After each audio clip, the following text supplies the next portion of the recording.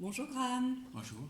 L'ensemble vocal de Pontoise est en train de préparer son concert de Noël qui, si tout va bien, se tiendra au Carmel de Pontoise, un lieu que vous affectionnez particulièrement. Deux dates à retenir, le samedi 15 janvier à 18h et le dimanche 16 janvier à 17h.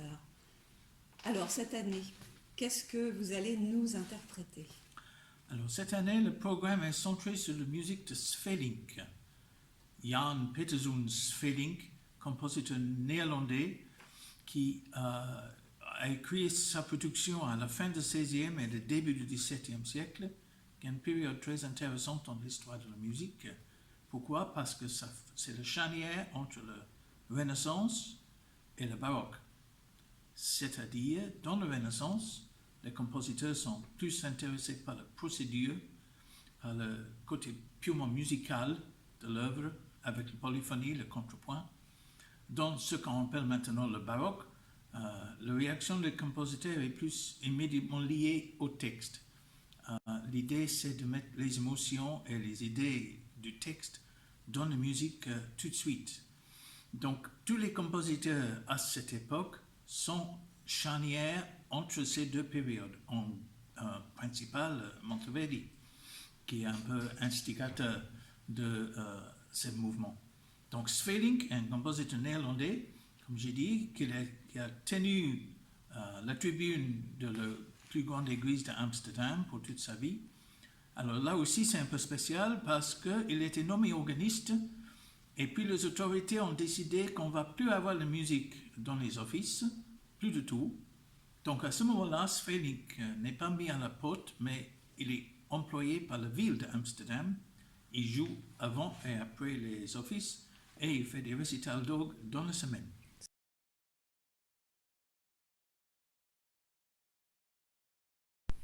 Alors, dis-nous un petit peu plus sur la musique de Svelink. Alors, Svelink est connu maintenant surtout comme un compositeur pour orgue et clavier. Ce qui est un peu drôle parce que dans son vivant, il était plus connu comme un compositeur de musique vocale. Il avait un grand suivi par les gens d'Amsterdam, qu'il appréciait beaucoup. Ils ont tous financé la publication de toute sa musique vocale. Il y a 4 livres de psaumes, les motets et aussi les chansons, tous imprimés en bonne et due forme. Mais la musique pour clavier, pour laquelle il est connu maintenant, n'était pas du tout imprimée dans son vivant. Il était connu que par ses élèves, dont il avait beaucoup, et parce que lui, les gens venaient à sa porte pour apprendre les techniques. Lui, il était un grand organiste avec une grande technique. Alors, pour sa musique d'orgue et de clavier qui va se jouer dans le concert, 3 ou 4 pièces par notre organiste claviériste titulaire Yannick Vallée.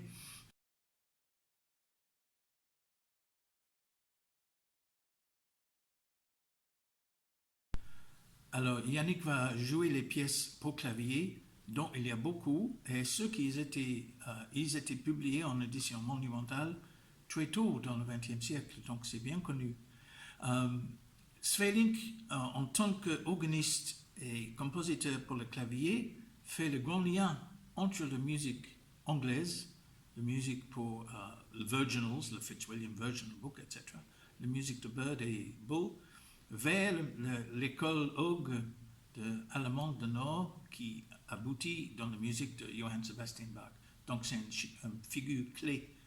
Dans sa musique vocale, au contraire, c'est différent. Je l'ai trouvé pour la première fois avec William Byrd. J'ai fait un concert de musique Renaissance protestante. Et on a fait toute une partie des psaumes de Svelink qui sont très particuliers. Ils sont en français. On peut imaginer que c'est bizarre parce qu'il était en Hollande, mais en fait, français c'était la langue de noblesse à Amsterdam à l'époque, et il a mis sur texte tous les psaumes, tous les 150 psaumes, en langue française dans les traductions faites par de Bèze et de Clément Marot.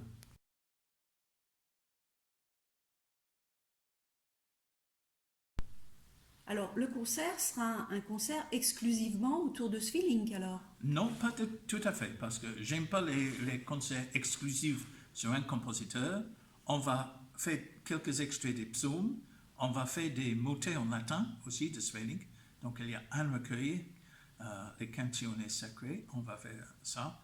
Mais aussi j'aime bien toujours mettre en contraste, en miroir, la musique de la même époque, ou même parfois les autres époques. C'est ce qu'on va faire dans ce programme-là.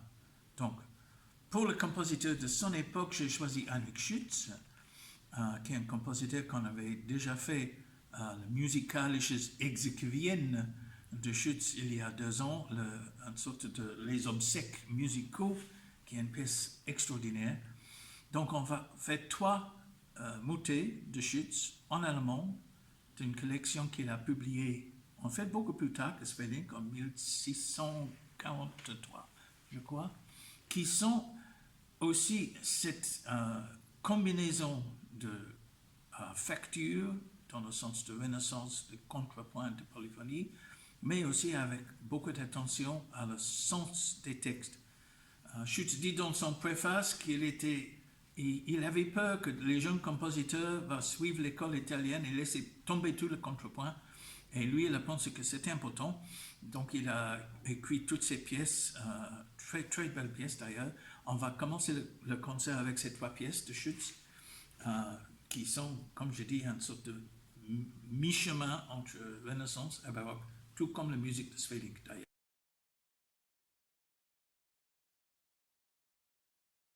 Et alors, le compositeur d'une autre époque, puisque vous parliez d'une autre époque tout à l'heure? Oui, c'est quelque chose que j'aime bien faire, inclure quelque chose de plus contemporain dans nos programmes. Donc cette année, c'est les motets pour Noël de Francis Poulenc, qui sont aussi pas spécialement polyphoniques, mais qui font beaucoup d'attention au texte et très réceptifs à toutes les notions des textes de Noël.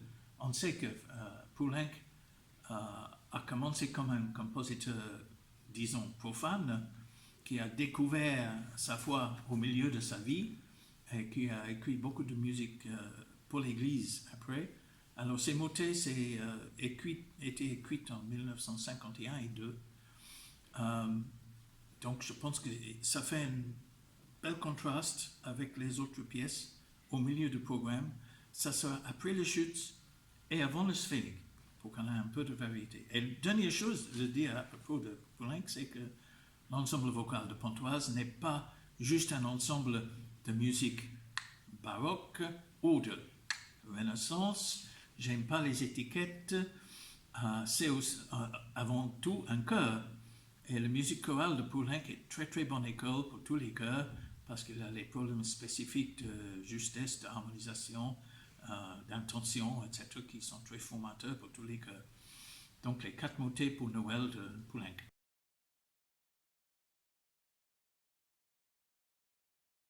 Ben merci Graham, on a hâte de vous retrouver les samedis 15 janvier à 18h et le dimanche 16 à 17h au Carmel de Pontoise, c'est ça? Oui, c'est la chapelle du Carmel à Pontoise. C'est un lieu un peu fétiche pour nous. On était invités d'abord par la ville de chanter dedans à l'occasion du 600e anniversaire du Carmel. Je pense que c'est le plus ancien Carmel de France en activité. Donc on a chanté là, on a fait la connexion avec les bonnes sœurs sur place. Et chaque année, il nous permet de faire ces concerts dans ce lieu qu'on aime beaucoup. C'est une bonne taille, c'est pas trop grand, c'est bien chauffé, qui est important en janvier. Et on se sent toujours très à l'aise dans cette acoustique, et donc on est très très content que les bonnes sœurs veulent bien nous accueillir une fois par an dans la belle chapelle. Merci beaucoup et en janvier.